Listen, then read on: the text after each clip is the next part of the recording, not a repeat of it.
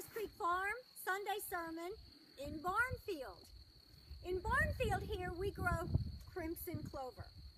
Crimson clover provides protein and nutrients for the animals. This clover also reseeds itself so that at various times during the year, when the animals actually need the protein and the nutrients, this clover is available to them. Last week we talked about some ways that we could conquer fear, and we talked specifically about King Jehoshaphat and how King Jehoshaphat conquered his fear through music. Worship and song, believe it or not, breaks chains in the heavenly and in the unseen realm that we cannot see. So we talked about how whenever we are feeling fearful or we're facing something, to hum a tune, sing a song, turn on some Christian music, and continue to do that until we feel or know that the battle is won, and then continue to do it. King Jehoshaphat did. This week we're going to talk about another way that we can conquer fear. That is simply face it. Face it head on. Jehoshaphat, he conquered his fear. He still had to go out there. He got his men ready.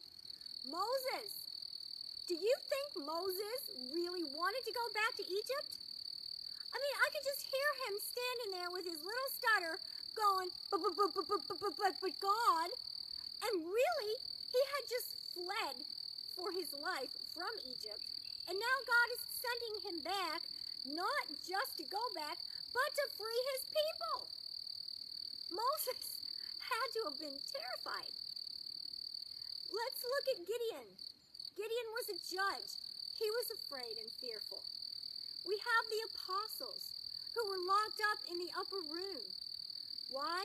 Because they were afraid. They were afraid of the Pharisees and the chief priests after Jesus' death. We as a human race are fearful.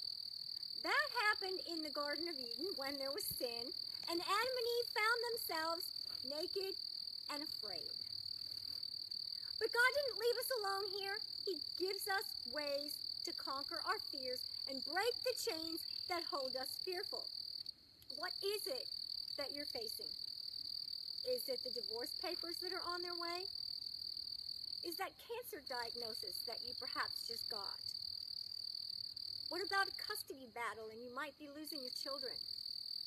You might be losing your home. Maybe it's your job. Look at me. I'm facing a little fear out here in the woods, and it's called snakes. I don't really like them. But I'm out here, and I'm working on facing the fear of snakes.